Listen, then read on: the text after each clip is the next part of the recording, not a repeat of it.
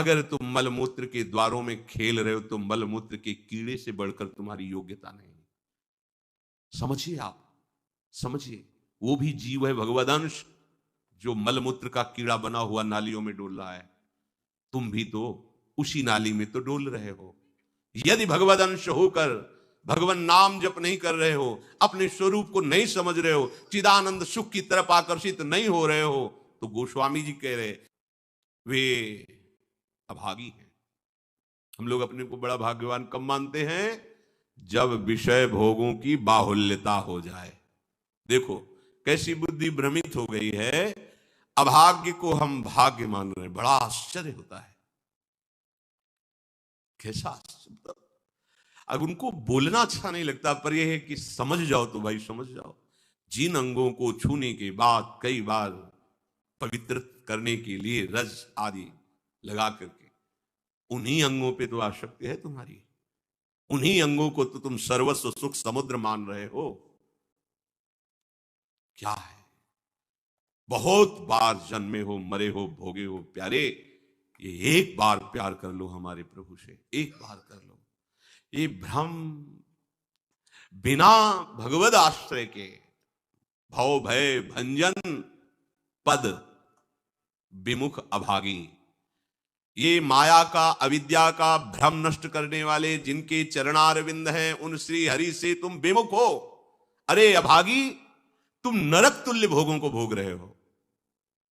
ये बिना सत्संगी के ये शब्द नहीं पचा सकते आप, क्योंकि आप उसी में रमण करते हैं। आपको लगेगा क्या है, फिर जिंदगी क्या रह गई? अरे अभी देखा क्या है, जिंदगी क्या है? निहाल हो जाओगे, नाच पड़ोगे, मस्त हो जाओगे, किसी का कोई भय नहीं, कोई चाह नहीं। सौंदर्य समुद्र, प्रेम समुद्र, ज्ञान समुद्र जब प्रीतम गले लगाएंगे निहाल हो जाओगे। पर चाह तो है मलमूत्र के शरीर को गले लगाने की, चाह है इसी को ये स्वस्थ रहे, खूब विषयों को भोगूं। कैसी दुर्बुद्धि छा गई है, और बढ़ती चली जा रही है दुर्बुद्धि। ये ऐसी तृष्णा बढ़ती चली जा रही है, पूछो मत। सावधान हो जाओ प्यारे, बहुत कम समय है, तुम्हारा शरीर छीन लिया जाएगा, जबरदस्ती छीन लिया जाएगा, ना चाहते हुए तुम्हारे शरीर का नाश हो जाएगा। मान लीजिए एक चंद समय है, कुछ समय है, जिसे तुम 80 साल 100 साल समय ऐसे गए। ब्रह्मा जी के लोक में एक कमल की पंखुड़ी ऐसे छेदी जाए तो मृत्यु लोक का 1 वर्ष हो जाता है। कितना तुम्हारे पास समय? हमारी रात सोने में चली जाती है, दिन नाना प्रकार के भोगों के संग्रह के लिए, कमाई के लिए, भोगों के भोगने के चिंतन में चलिए। हमारा सच्चा जो मार्ग है, जो सत्य मार्ग है, जहां सुख मिलना है, हमारे पास समय नहीं उसके लिए। किसी से बात, हमारे पास समय नहीं है। वाह, समय का बढ़िया सदुपयोग कर रहे हो, परिणाम तुम्हें समझ में आएगा। गोस्वामी जी कह रहे हैं कि निशिवासर रुचि पाप असुचि मन, ये मन अपवित्र हो चुका है भोगों का चिंतन करने से। रात दिन पाप हो रहे हैं, समझ में नहीं आता कि हम पाप कर रहे हैं। एक सेकंड में हमारे मन की वृत्ति दूसरे के दुख को दुख नहीं समझती, उसे दुख देकर सुख भोगने के लिए आज्ञा दे देती। करो बस, जितनी सुंदरता संसार में उसके सबके मैं भोक्ता बन जाऊं। मलिन मन, यहां कुछ सुंदर है क्या? अगर एक दिन 10-20 बार सोच हो जाए, ऐसी दवा खवा दो, फिर उसी के देखो चेहरे की कांति कैसी हो जाएगी। अगर 2-3 दिन हालत चलती रही, देखने लायक नहीं रह जाएगा चेहरा। इसको तुम कुछ खास समझते हो? पानी का बुलबुला फूटने में देर नहीं लगती, पर तुम कमा क्या रहे हो? एक कर्म भूमि है, तुम यहां आए हो अच्छे कर्म करने के लिए, प्रभु की प्राप्ति के लिए, महासुख प्राप्ति के लिए। पर निश्वासर रुचि पाप, रुचिपूर्वक पाप कर रहे हैं। छल पूर्वक आपने किसी का धन अपहरण कर लिया, किसी की हिंसा कर दी, व्यभिचार कर लिया। आप अपने मित्रों में बैठकर अहंकार पूर्वक बात करते, तुम्हें पता है मैंने इतने रुपए उड़ा दिए, उसको पता भी नहीं चलने दिया। पता है तुमने आज हमने उसके साथ एक गलत किया, कोई कुछ नहीं कर सकता। इतने वीर नहीं हो। वही कर्म तुम्हारा जब फलीभूत होगा, तुम्हें ब्रह्मा भी नहीं बचा पाएंगे, त्राहिमाम बोलने का अवसर भी नहीं रहेगा। देख लेना, देखने लायक नहीं रह जाओगे। सावधान हो जाओ। देखो ये सत्संग है तुम्हें सत्य वस्तु की अनुभूति कराने के लिए। तुम जहां असत में राग के हो तो चुभेगा, तुम्हें जलन पैदा होगा। हम चाहते हैं कि तुम्हारे हृदय में ये बात लगे और तुम्हारी शूरवीरता जागृत हो, जो भगवत अंश की है, और तुम असत का त्याग करके भगवत मार्ग की पथिक बनो। खलिमति मलिन निगम पथ त्यागी, ये भगवत वाणी, गीता जी, श्रीमद् भागवत जी और भी भगवत प्रेमी महात्माओं के वचन, ये महासुख के लिए हैं। तुम इनका त्याग करके मनमानी आचरण कर रहे हो, बहुत समय नष्ट कर रहे हो, आप पछताना पड़ेगा। ऐ खल, अपनी मति को असत आचरणों में मत लगा, अपनी दुष्टता को मत बढ़ा और गर्व करता है कि मुझे कोई भी परास्त। तुम हो क्या? हो क्या तुम? एक सेकंड में दिल की गति रुक जाए, तुम हो क्या? कुछ नहीं हो, कुछ नहीं रोक सकते हो। सावधान हो जाओ, राधा राधा राधा। सावधान होकर चलोगे, महासुख स्वरूप तुम हो, तुम्हें किसी और सुख की जरूरत नहीं है। हमारी दुर्दशा ऐसी क्यों है? नहीं सत्संग, सत्संग केवल भगवत प्राप्ति के लिए होता है।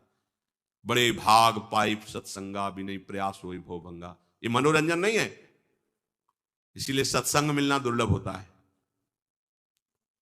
अगर भगवत वार्ता किसी को प्रसन्न करने के लिए, उनके मन को घसीट करके अपनी वासनाओं की पूर्ति के लिए किया जाता, उसे सत्संग नहीं कहते।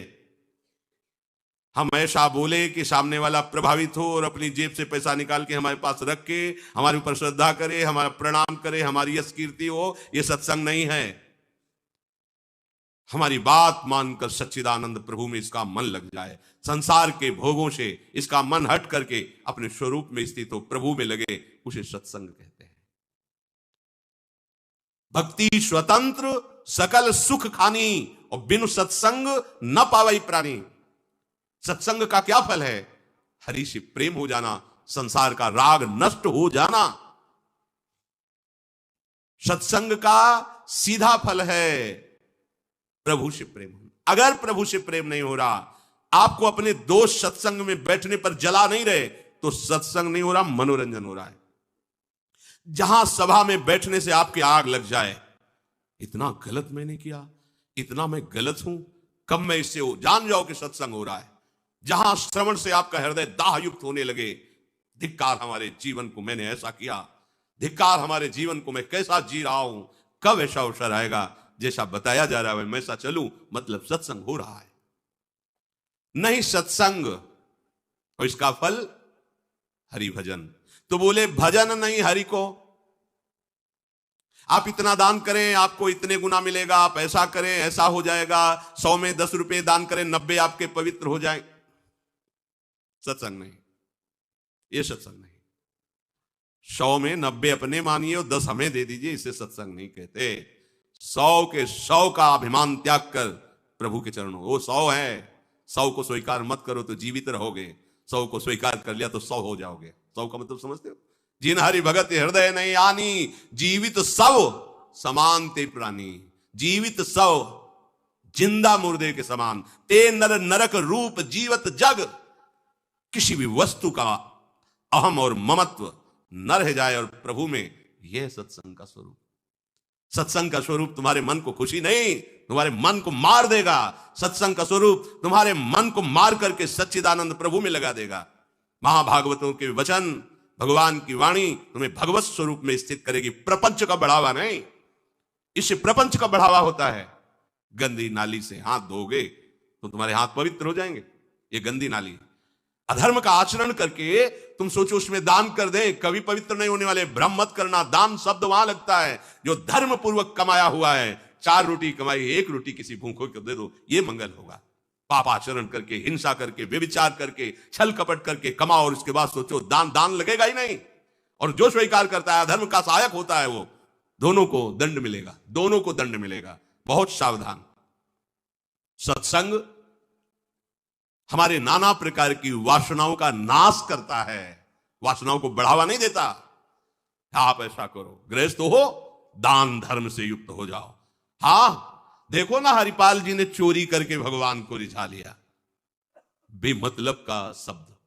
हरिपाल जी ने सर्वस्व समर्पित करके प्राणपण प्रभु की सेवा, साधु सेवा का भाव लेकर के फिर वहां खड़े होते थे कि इसका भी मंगल हो जाएगा। जो भगवत भी, अगर रामकृष्ण बोल दिया तो बोले नहीं, अपने सुख के लिए नहीं, अपने सर्वस्व का न्यौछावर करके कोई ऐसा दिखाई दिया जो रामकृष्ण हरि से विमुख है, उसका अर्थ लेकर संत सेवा में लगा दिया। पहले अपना सर्वस्व नाश करो, समर्पित करो, फिर देखो तुम्हारे अंदर स्थिति क्या आती है, फिर उसके अनुसार चलो। देखे, बेईमानी को दान नहीं कहते, बेईमानी को धर्म नहीं कहते। ये भ्रम मत करना, कभी ऐसा दान भी मत करना, नहीं तो दुर्गति से बच नहीं सकते कि हमने अमुक रुपए कमाए पापाचरण से, चलो संतों का भंडारा कर देते। सैकड़ों संतों की बुद्धि भजन से बिलक करने का जो पाप होगा तुम भोग नहीं पाओगे। मत देना कभी संतों को, जो तुम्हारा पाप का कमाया हुआ धन हो, कभी मत देना संतों को। उन्होंने जीवन अर्पित किया प्रभु के लिए। अगर तुम्हें पवित्र होना है तो प्रणाम करो, उनकी बात मानो, इसी से तुम्हारा मंगल हो जाएगा। और धर्म से यदि कमाया है, 4 रोटी है, 1 दे दो, मंगल हो जाएगा।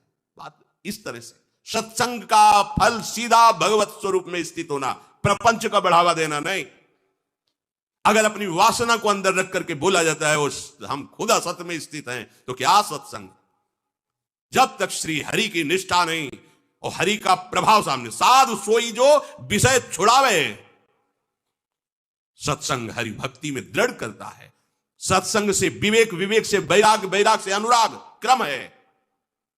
बिन विवेक वैराग भक्ति बिन सत्य न एको मानो, भगवत विमुख कपट चतुराई सो पाखंडे जानो।